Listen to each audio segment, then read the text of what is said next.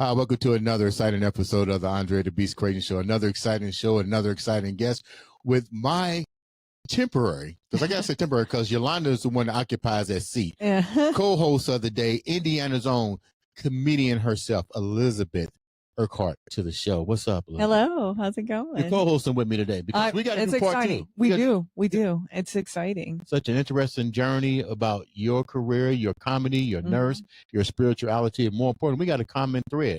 We're both Sigmas. Boom. Team Sigma, baby. Yeah. That energy's like flowing like crazy. Who knows? Our next guest could be one too. Let me tell you about this next guest. Not only is she beautiful, not only is she setting the social media on fire with the new podcast, Rooted Real Talk. I like that name, Rooted Real Talk. That's almost like what we were doing. No, yeah. I mean, it sounds, I'm going to have to check it out now. But yeah, I mean, I love that Rooted Real Talk. We're going to know about Rooted Real Talk, what it's like coming out of sobriety, having a beautiful husband, a beautiful business over 10 years in the plumbing industry. Congratulations. And in California. Wouldn't I love to be in California right about now? I don't know. It's a mixed bag, California. It's beautiful out there, but it's expensive. Well, as long as there's no fires. I would hate to somebody knocking on my door. No s'mores for me. Yeah, no. yeah. I'll bake it. Let's welcome to the show the host of the podcast, Rooted Real Talk. What's her name? Jamie Mallek. Jamie, what's up, baby girl? How's it going? Hi. Doing great. Such a great smile. Yes. Thank it's you. So big and bright and beautiful. Oh, thank you so much. Before we get started, Jamie, tell the viewers a little bit about who you are before we get into the podcast itself. Who exactly is Jamie? Sure. Well, number one, I would say I am a follower of Jesus Christ. He is my Lord and Savior. I find my identity in him alone. I'm very ambitious. I'm very goal oriented and purpose driven. I love fitness. It's one of my passions. I just love the challenge of like pushing myself further and pushing my limits.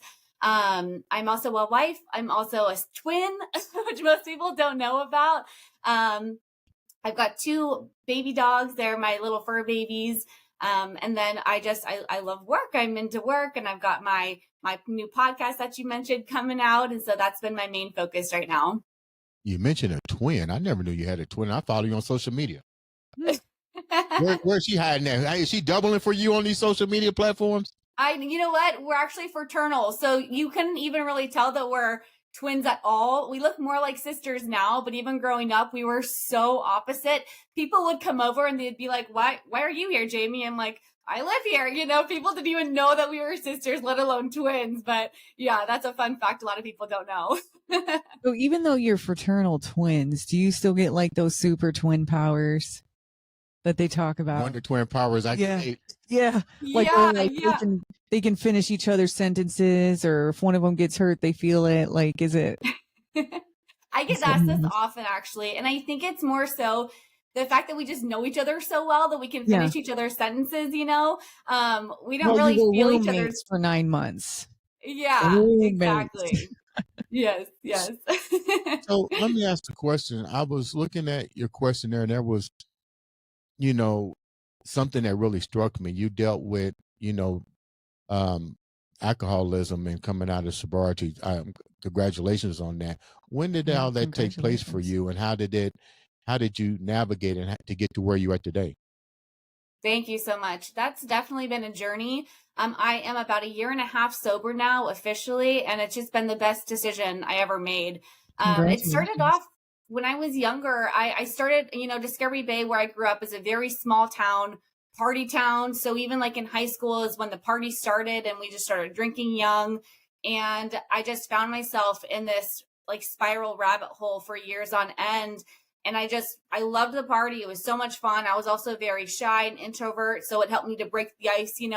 That was my excuse for having a drink when I was out. But then I found in my mid-20s that I was blacking out all the time unintentionally. And it just became a disaster. And it wasn't until I met my now husband, Ron, who actually kind of slapped reality in my face of like, this isn't okay. Something's going on here. And I started to recognize it a little bit at a time. I would wake up just feeling this shame and guilt. And I think that was the conviction that God was trying to get me aware of what was going on. And so I slowly started to stop and slow down. And finally I was like, you know what? I don't even need this. I'm just going to stop altogether. And so I just decided to stop and quit drinking. And it's just been the best decision I ever made. Did your husband, your now husband, did he witness these blackouts? Did he witness your personality, your destructiveness happening in front of him? He did. Yes. Yes. And that's why he actually said, we had a hard conversation one day, and he was like, this isn't what I signed up for. And so it was finally like, okay, I understand, like, something's wrong here. Like, I'm not acting as I'm supposed to be when I'm in these moments. Were you heavy consuming alcohol prior to meeting him? I was definitely a partier before, Did he know this? Did he know this? He did. Yeah. We went out all the time together. It was just never really an issue before. And I don't know what had changed in my body composition, or something happened where I would just start blacking out more. I couldn't handle it like I thought I used to be able to. And so it just progressed worse and worse as we hung out more and more together. Did it put you in harm's way? I'm gonna show you what I mean, because we should throw parties all the time at our house, and I have a friend, I'm not gonna mention her name, and I had never been around people that really drink heavily. You know, I don't even like liquor. Heck, I can keep a wine cooler in the icebox for 2 years before I even, consume it.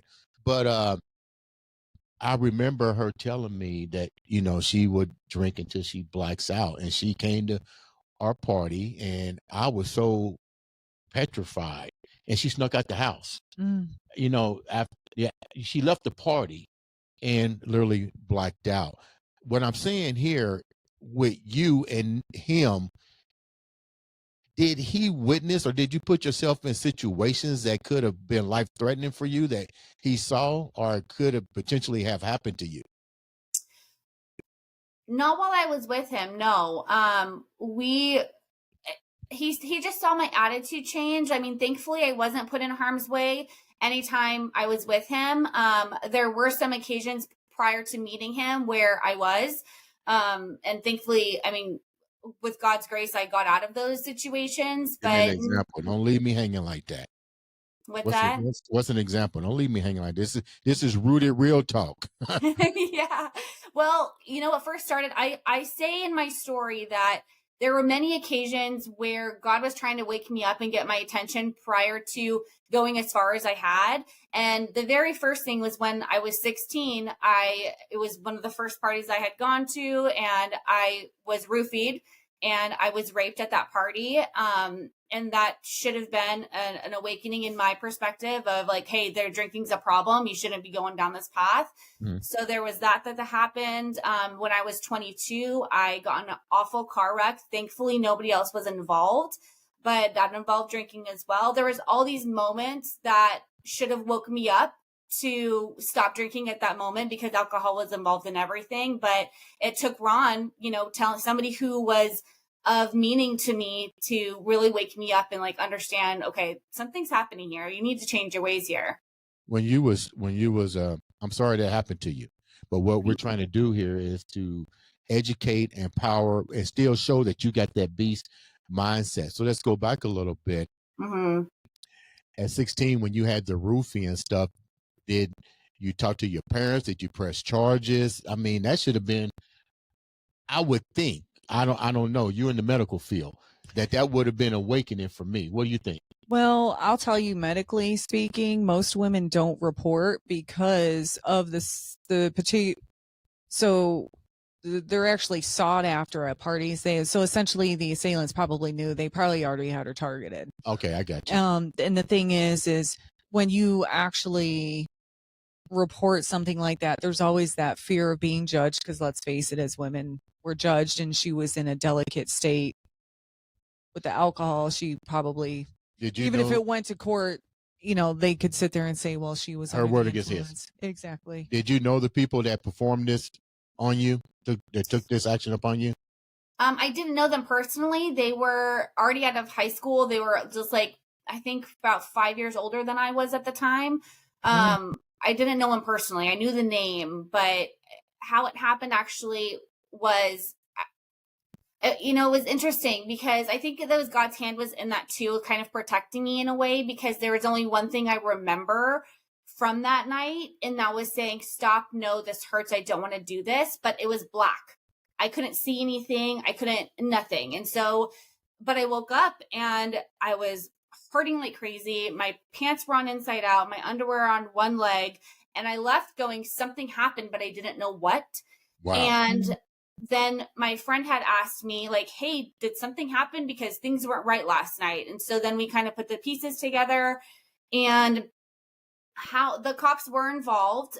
In fact, the next day at school, I had missed a couple of my first periods because I told my best friend, and she and I were we like in this together. Like, I was bawling, she was bawling. We ended up ditching school for the first couple of periods.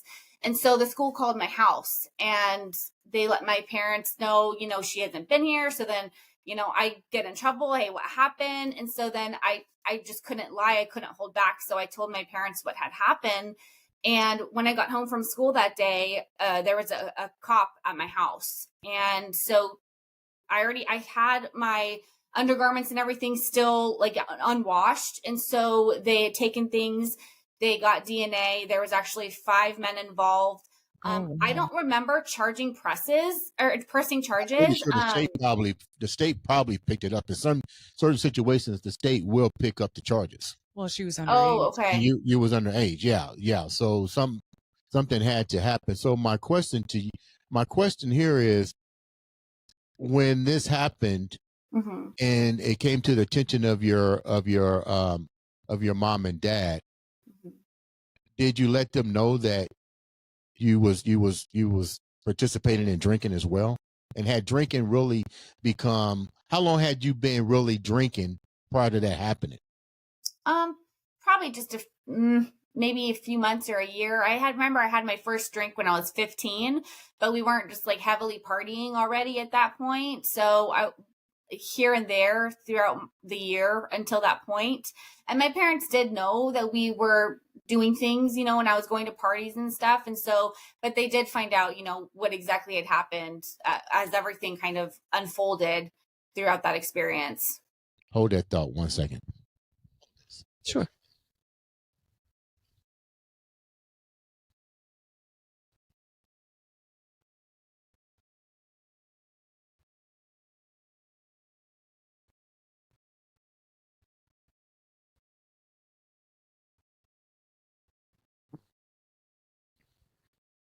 Okay, I'm sorry about that.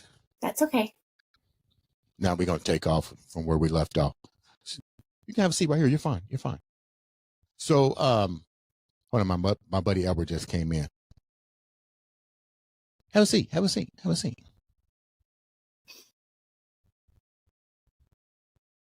Okay, so we're going to take off where we left off. Ready? Mm-hmm. Sure. So your parents was aware that there was alcohol involved in it, but did they realize that eventually it's starting to take toll of you because you was put in that situation for that? I guess the long story to the question is, how did your parents address not only the fact that had came to you, but now they're aware that your alcohol may be a problem?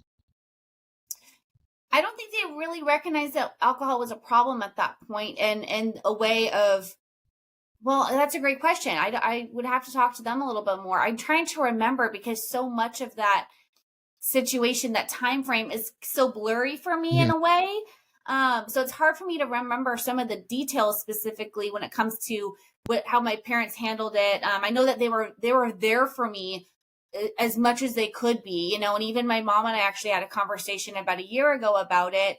And she was really just reflecting and hoping that she was there for me, how, I needed her to be. And I felt like she was completely. I was put through therapy, which at the time, I don't really remember how it helped or didn't help, but right. My parents were there for me as much as they emotionally could be. I felt comforted, that's for sure. But when it comes to the partying, I don't remember that portion of it, to be honest. Your current husband, mm-hmm. Did you know him during that time? No. Okay. I can't understand why grown men would be at let's call it what it is, a high school or junior high school party. Probably. So she said it's a smaller town, so that's probably why. It's a smaller town, so But then I agree with what you said too. Somebody in the town already knew. Oh yeah, they knew that there'd be younger individuals there. That maybe she'll be there, and that Yeah, they could have. They could have just scoped her at the party, but it's a smaller town, so things are a little bit more different than it is in urban areas. Things get by a little bit easier. How long now you wind up getting in a car accident? What was the time difference between what had just happened to the car accident? How much time had lapsed? That was about 6 years in between. Okay. Were you still heavily medicating with the alcohol up to that point? I was drinking still. I was still in the party phase doing all that. And, I wasn't drinking to where I was trying to get drunk and black out. I just was having fun. I just enjoyed the party. I enjoyed that lifestyle. But I just overdrank, and it got to the point eventually, like I said, I just started blacking out. But at that point, I had moved away for a little bit, and then I had moved back, and I was working about 45 minutes away as a bartender. Mm-hmm. And I went out with some friends after my shift and ended up getting in the car and drove home, made it almost all the way home. And then I woke up.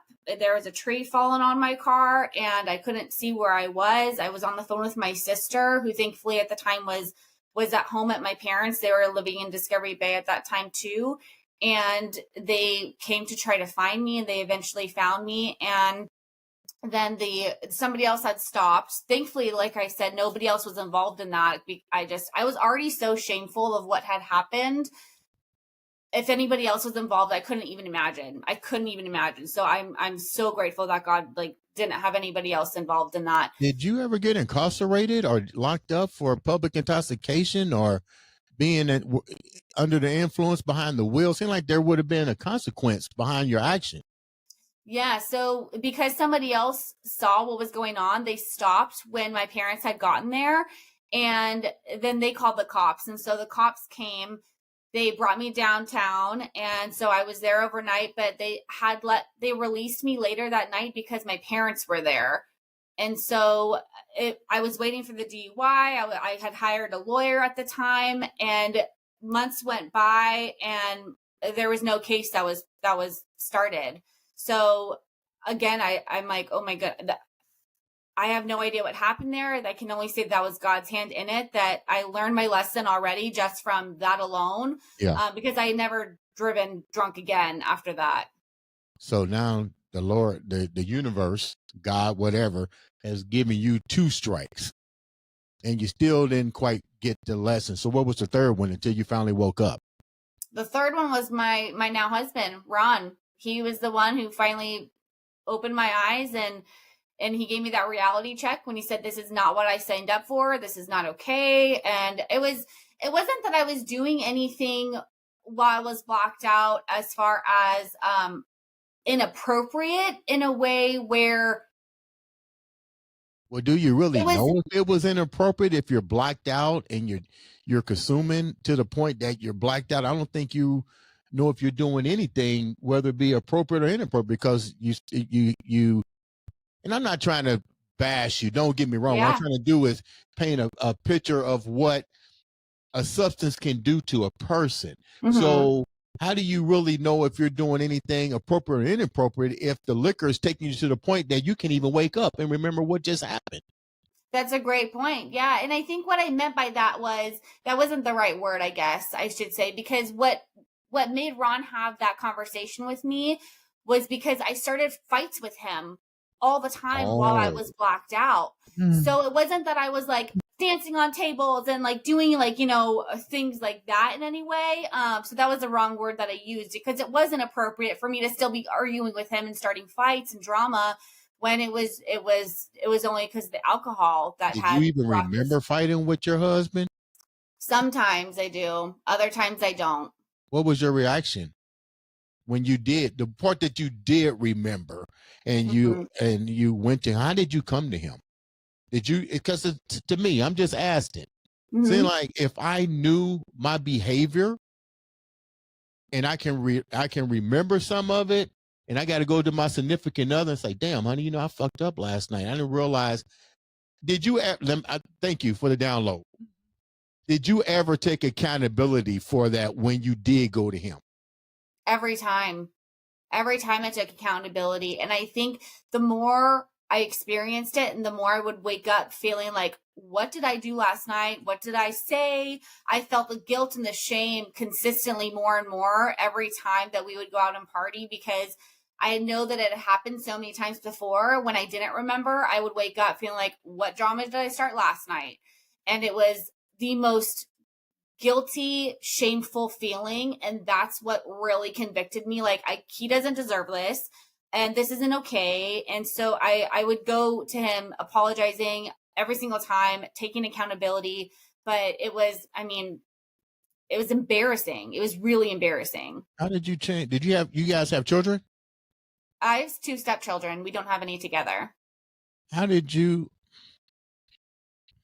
I'm going to say, how did you change the narrative? Because I get what she's saying. You know, you're making I'm sorry, but you're not putting action behind the thought. So what was the final blow that he's like, you know what, enough is enough?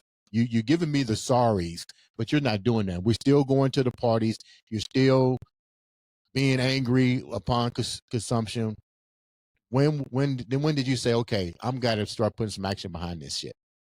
As soon as he had that conversation with me is when my eyes opened up and I started to slow down, and I became so aware of even when I started getting buzzed whatsoever, because I was so terrified of getting to that point. Because whenever I would black out before, it was always just a quick shift of like, I was feeling okay, and then all of a sudden I was blacked out. And there was like that no in between of just like slowly going down. I was just gone. So I was terrified of even feeling buzzed in order to prevent like getting to that point.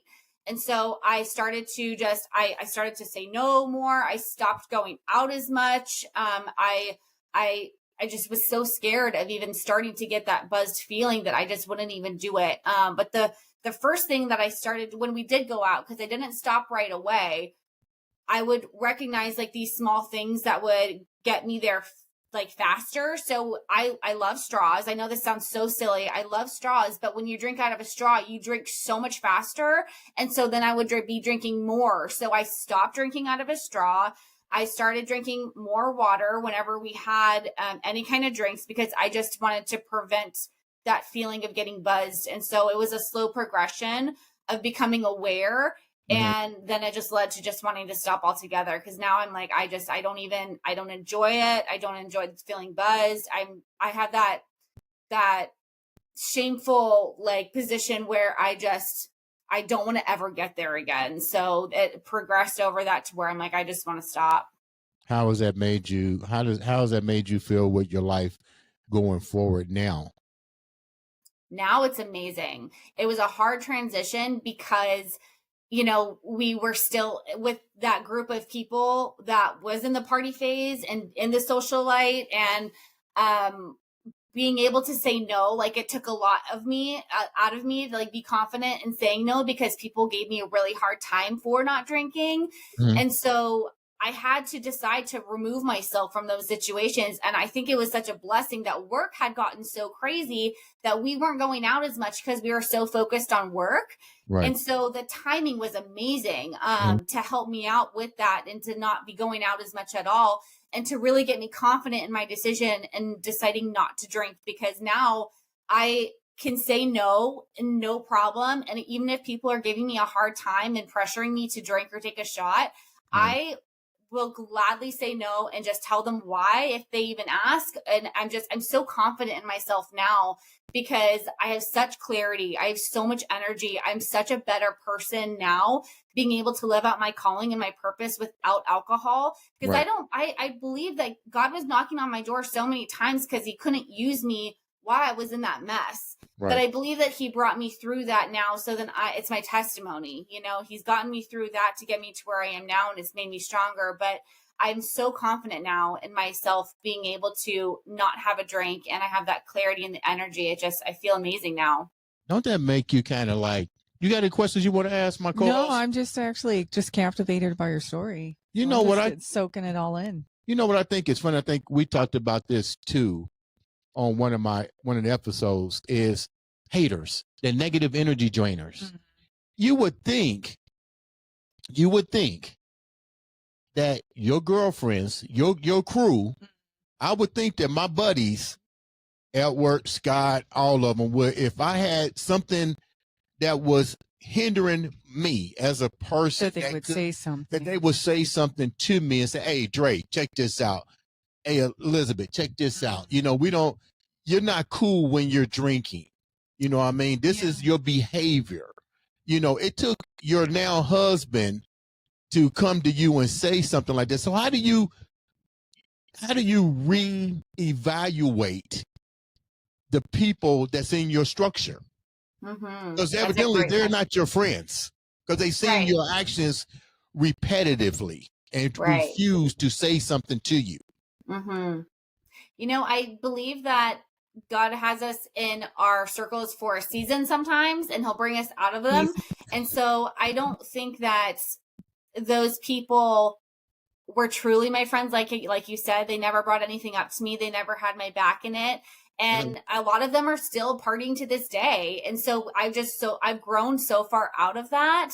But now I was removed from it. And then sometimes every now and then I'll get put back in that circle, but I believe I'm put back in so then I can share with them the life-changing decision of not drinking and changing your lifestyle, of how it can affect your everyday life. Some people listen, some people don't. But I made a hard pivot with my social circles, and I'm really picking out who I'm around, because if you're not going to tell me what's good for me, then why should I put myself around you? You know, because I'd want to do that for somebody else. So every now and then I tell people, I shake my tree every year. Sometimes I shake it every 6 months. And if I dropped you, don't take it personally. Don't take it personally. You're not part of the growth process that I see for myself and what I see for the people that's involved in my life. We need to be going in the same direction. What do you got to say? You've been too quiet. She's a comedian, professional comedian. I'm just soaking up her story, but with her whole situation with the friend circuit, and she feels God's involved and stuff like that. You know, it may take 1 to 2 to 3 times for her to come in that circle for the person to actually see. They may never see it. You know, they may miss that sign, but she continues to live her truth and continue to do. Do you resonate with anything? Does any of this reflect on you? Yeah, she's resilient. And that is a beast mentality, is being able to rise above an assault of some sort and then rise above an addiction. Because what people don't understand from a psych proportion, addiction is a lifelong battle. So yeah, she's a year and a half out, but 3-5 years, you have to constantly make that choice to say, I'm not. How much more tougher is it going to be for this young lady knowing she's only a year out? Luckily, she has a good support group with her husband. Honestly, with her support system, and honestly with her mentality now, she's going to do fairly well, because it's most of the people who relapse are people without good support systems. Jamie, what do you think the most difficult part is going to be for you? Evidently, you're doing good with your podcast, which we're going to talk about in a few seconds. But what do you think the biggest struggles are going to be for you with only a year in of and congratulations on that. But what do you think the most toughest part is going to be for you? Thank you. I actually have had some moments where I'm like, oh, I just miss like that glass of wine at night, And so I've had those thoughts every now and then, but then I instantly think of how I would feel if I were to have that. And just like that feeling of being buzzed again takes me back to that shameful space that I just don't even want to affiliate with anymore. So it instantly pulls me out of it. And it's so amazing. There's so many bars now that have like awesome mocktail lists on their cocktail list. And I think it's becoming more prevalent that more people aren't drinking now. And so there's these other alternatives that you can choose just to enjoy something. And even putting like a the sparkling water in a wine glass. Like there's something about just drinking out of a wine glass that makes you feel good. It's not even about the wine. So it's like, if I can shift like little things like that just to enjoy something. And that's what brings me out of it. Every time I just bring myself back to that thought of, okay, I don't want to feel that way. So I will instantly change that desire. And that'll go away completely. Now, before we wrap up, and thank you so much for taking time out of your busy day to bless the studio with your presence and coming on the show. Let's talk about something a little bit more. I want to hear about this podcast. Yeah, let's talk about the podcast. What about the ideal of real talk, and how does this resonate to what you've gone through? Tell me a little bit about the podcast. Rooted Real Talk. Yes. So I truly believe that your pain is turned into purpose, and God will use all of your pain in your past to turn it into purpose. And so I believe that everything I've been through and overcome is something that somebody else is going through or will go through. So if I can help them overcome that faster and conquer it faster, then that is what I'm going to do. So the podcast is all faith-based conversation. It's all rooted back into scripture, but on topics of things that life will just hit you in the face with, like turning your test into testimony and come as you are, but don't stay as you are. There's so many things that we are facing in life that you can just root it all back into scripture, because the Bible is life's map. You can just find everything there. And so it's all faith-based conversation, having real talks about things that I've experienced, how I've overcome it, and there to just help other people get through the things that they're experiencing. How have you been received with social media? Because usually when you talk about things that are faith-based or spiritual based, you've always seemed to be met with somebody's always going to get in your inbox. Mm-hmm. What's been the most toughest part of that for you? Because naturally you're going to have people get in and say, oh, that's blah, blah, blah, blah, blah. Have you been met with that currently? I haven't been met with it too much. And so that's why I'm like, maybe I need to be louder because I think that, Christians we are expected to be persecuted. And so I'm like, I need to get my voice out there louder for the word and for God. I haven't really experienced much of that. I have a little bit here and there, but not too much. So I am expecting it, but again, I'm very new. So we'll see what happens. Honestly, if I have one advice for you when it comes to that situation is come in like the lamb, don't come out like the lion. Not everybody has had the shared experience that you have. So if you're going to reach a multi-mass people, they've been let down by faith-based communities before. Mm-hmm. So I would actually try and take that into heart with a gentle heart, because sometimes not everybody has been able to receive the message and or have their message appreciated back, Mm-hmm. So that would be my advice to me. If you're gonna grow, know walking in that there is a multitude of people that you're going to be dealing with a lot of different experiences. It's easily to say we're going to be persecuted for our beliefs, but they've been persecuted for theirs too. I like the way you said that. Okay, maybe that's the reason why you're sitting in the chair today. Jamie, thank you so much for taking time to come on the show. How can the viewers reach out to you? How can they follow the podcast and follow your journey? Yes, my podcast and everything is on jamiemallek.org. You can also find me on social media. I'm mainly on Instagram at Jamie Mallek. I love it. And before we wrap up, how can the viewers reach out to you and tell what you got going on? You're a comedian. You're a therapist, you're a registered nurse. I mean, your medical stuff is out, right?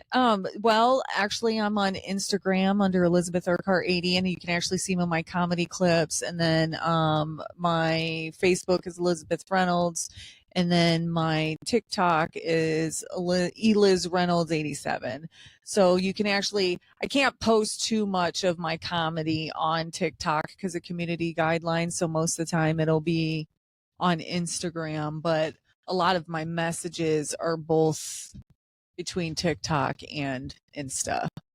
All right, you haven't told a joke yet. Give us a joke before we get out of here. Well, give us a joke. Like what type of joke? Give us the stuff that's been banned off of TikTok. Oh, jeez. Let's see here. Let's cut the throat. Well, fine. I'll do my joke that I say in gynecology. I call the gynecology visit the clam tax. Okay. All right. So, essentially when we go into the room and you're on the table and they're always like, scooch down further, scooch down further. Everybody knows, right? So then you're balancing and your butthole's puckering because you're balancing. And then you have some smiley little assistant, Jennifer, saying, just relax. It's not a trip to the spa. And then you've got the speculum, which is the jaws of life, and it's literally opening you up and it clamps to your vagina. And she's like, just relax. Okay, fuck you twice, Jennifer. It's not going to happen, but okay. That's all I got for you on the spot.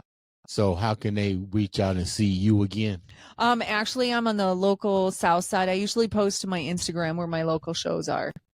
Okay, thank you so much for taking time. No, I'm completely blessed to be here, and I'm completely blessed to share time and space with Miss Mallek here. Good luck on your sobriety.